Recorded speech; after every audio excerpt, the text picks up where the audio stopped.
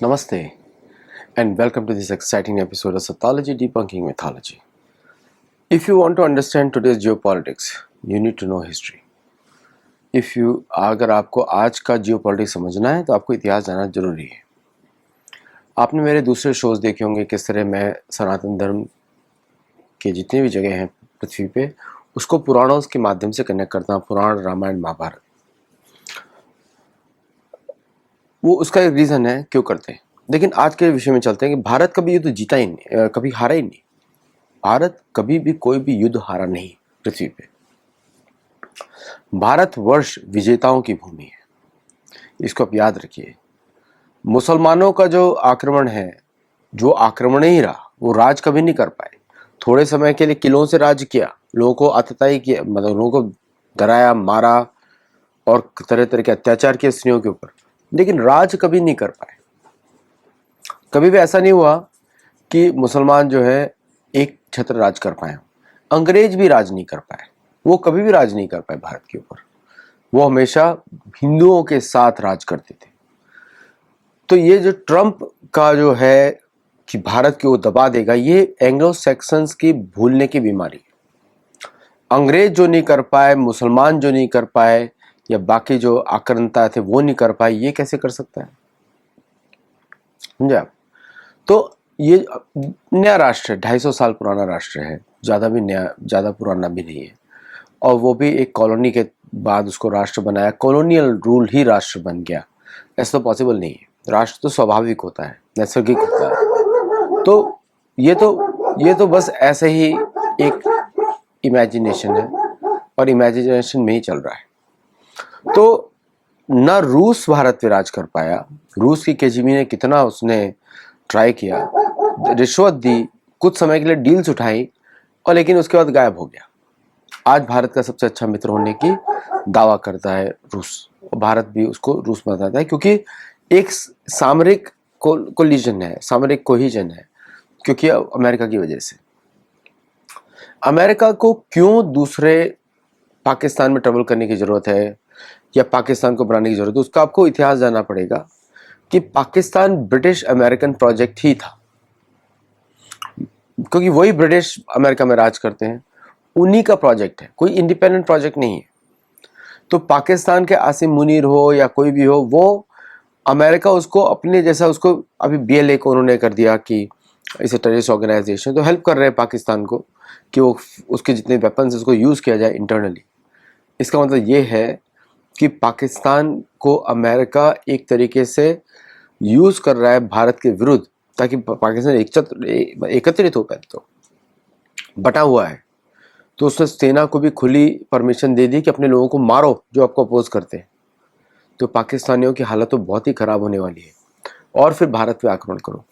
इतिहास में जिसने भारत पे आक्रमण किया है वो खत्म हो गया, इंग्लैंड खत्म हो गया, US की अब बारी है, और पाकिस्तान जो मुसलमान का जो ईरान था, ईरान खत्म हो गया। ईरान का बहुत, अजम इस्लाम का बहुत भयंकर आक्रमण हुआ था भारत के ऊपर, बहुत सारे ईरानी थे।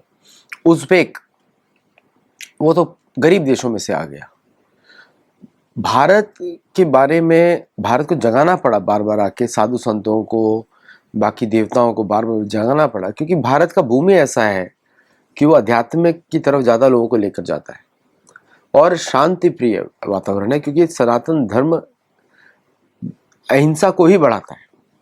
लेकिन हिंसा का प्रयोग जरूरी होता है अहिंसा को अहिंसक स्मृति रखने के लिए। सभी लोग हिंसक नहीं हो सकते, आधे लोग हिंसक हों, आधे अहिंसक हों, और अहिंसक की हरकत की रक्षा करें, समाज चलता रहेगा। अमेरिका का ये स्ट्रेटेजी क्यों फेल होगा, मैं उसके 3 रीजन आपको बताता हूँ। भारत को अंदर से डिवाइड करना, वो इसलिए फेल होगा क्योंकि उसने ऑलरेडी भारत को एकत्रित कर दिया है। टैरिफ लगा के उसने ये दिखा दिया कि मैं भारत का दुश्मन हूं। भारत एक हो गया। अब अगर कोई भी पॉलिटिकल पार्टी इसके विरुद्ध जाएगी तो वो इलेक्शन हार जाएगी। ओके, तो इंटरनल डिवीजन, भारत की गुप्तचर सेवाओं को तो वैसे भी उसको और प्रोएक्टिव काम करना चाहिए, वो कर ही रहे हैं वो तो, क्योंकि ये सब मीडिया में आप देखते कहाँ से आ रहा है, वहीं से आ रहा है। हम और आपको कहाँ इन्फॉर्मेशन है क्या चल रहा है पीछे, राइट? हम लोग तो एक एनालाइज कर रहे हैं कि क्या चल रहा है, उसके हिसाब से हम दर्शन डाल रहे हैं उसके ऊपर। ये हमारा दर्शन है, नॉट एक्चुअल कि क्या हो रहा है वो किसी को पता नहीं है, लेकिन दर्शन एक्यूरेट हो सकता है क्योंकि आप उसमें प्रमाण यूज कर रहे हैं, प्रत्यक्ष आगम ना, प्रत्यक्ष शब्द आगम, तो आप प्रमाण यूज कर रहे हैं, इसलिए एक्यूरेट हो सकता है। रशिया की जो अब मीटिंग होने वाली है, ये एक्चुअली इसको भारत की रक्षा वाली मीटिंग बोलिए।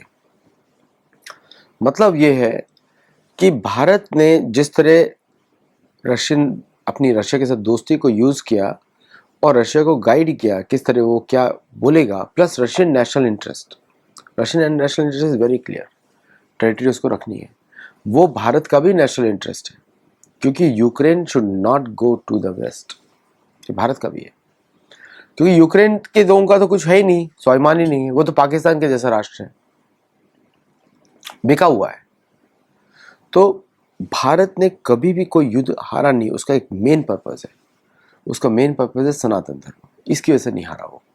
क्योंकि भारत की रक्षा कोई मुसलमान जो भारत में है वो तो भारत के हिंदुओं के विरुद्ध ही बात करते हैं, मेजोरिटी लोग, मैं सब कुछ लोग अच्छे हैं वहाँ पे जो नहीं बात करते, लेकिन उनके मन में भी वही है, अपनी जू कम के साथ रहेंगे वो। लेकिन भारत की रक्षा करते हैं सनातन धर्म, जो उसका पालन करते हैं। अगर जितने ज़्यादा सनातनी होंगे उतना ही भारत में देश प्रेम रहेगा, क्योंकि भारत का वही प्रेम है, सनातन धर्म ही भारत का प्रेम है। जो सनातन धर्म का पालन करता है वो भारत की रक्षा करता है, जो सनातन धर्म का पालन नहीं करता वो भारत की रक्षा नहीं कर सकता। मैं देख रहा था सेंटिनल आइलैंड अंडमान निकोबार में, वहाँ पे हमारे जो पॉपुलेशन है वो है मूल उस द्वीप के रहने वाली पॉपुलेशन। किसी को उन्होंने वहाँ पे राज करने नहीं दिया, बहुत भयंकर तरीके से रक्षा करते हैं अपने अपने द्वीप की, उनको मालूम है पूरी दुनिया के बारे में, किसी को नहीं घुसने देते वहाँ पर। और ये भारतीय गवर्नमेंट की अच्छी पॉलिसीज़ है कि नहीं घुसना चाहिए, उसको प्रिजर्व देश घोषित करना चाहिए, एक छोटी सी पोस्ट खोलनी चाहिए वहाँ पे ताकि हम उनकी मदद कर सकें। वो जैसा है द्वीप उसको वैसे ही रहने देना चाहिए, वहाँ पे नहीं घुसना चाहिए, नहीं तो वहाँ पे वापस जीन्स कल्चर आ जाएगा।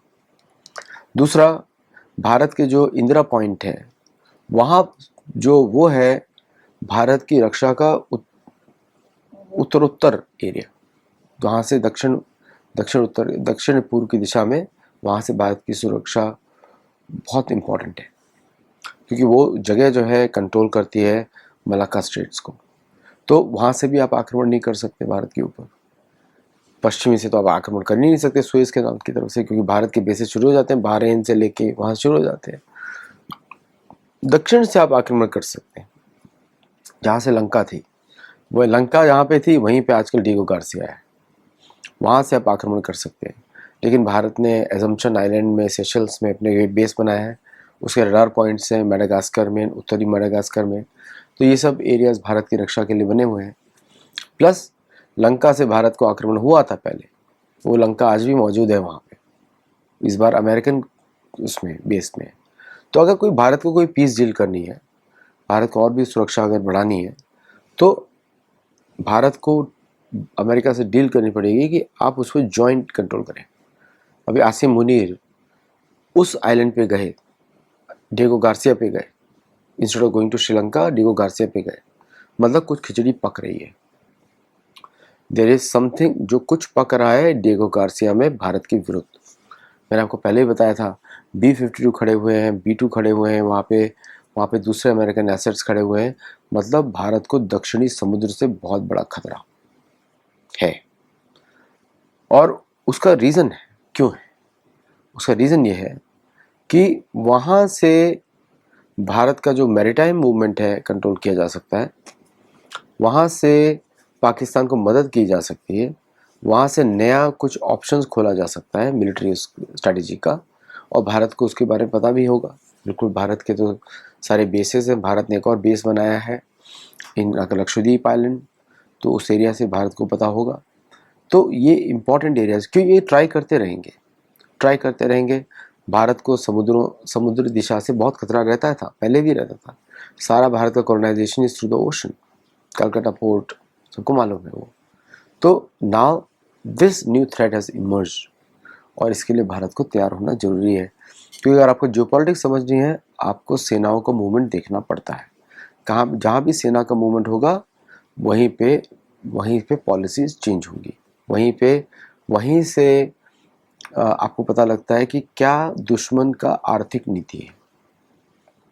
डिएगो गार्सिया बेस का एक ही ऑब्जेक्टिव है कि अमेरिका के दुश्मनों को इंडियन ओशन रीजन में क्या टैकल करना, ये उसका बेस है। मतलब मैरीटाइम ट्रेड को ओवरसी करना, जो भी अमेरिका के ट्रेड जा रहा है चाइना के थ्रू उस एरिया से करना।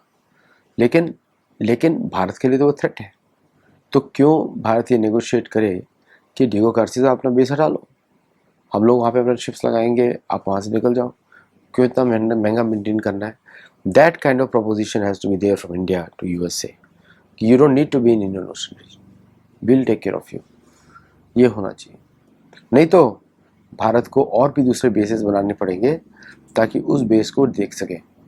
रडार इंस्टॉलेशंस को तो एक एयर स्ट्राइक में ख़त्म किया जा सकता है, लेकिन अगर भारत को सुरक्षा देखनी है तो उसको उस मैरीटाइम उस बेस को भारत को कंट्रोल करना पड़ेगा। अब हम देखते हैं उत्तरी दिशा में हम देखते हैं कि क्या रशिया और ट्रम्प की डील हो पाएगी। मुझे नहीं लगता हो पाएगी, क्योंकि जिसके बारे में सोच रहे हैं वो होगा या नहीं होगा, जो पीस होगी दोनों नहीं होगी, क्योंकि वो टर्म्स एक्सेप्टेबल ही नहीं यूक्रेन को। तो ये जो मीटिंग हो रही है किसी और पर्पस के लिए हो रही है, ये यूक्रेन के लिए नहीं है। उसमें मैं आपको अगले वीडियो में विस्तार में बताऊंगा। Thank you all for watching. नमस्ते एंड जय जगन्नाथ।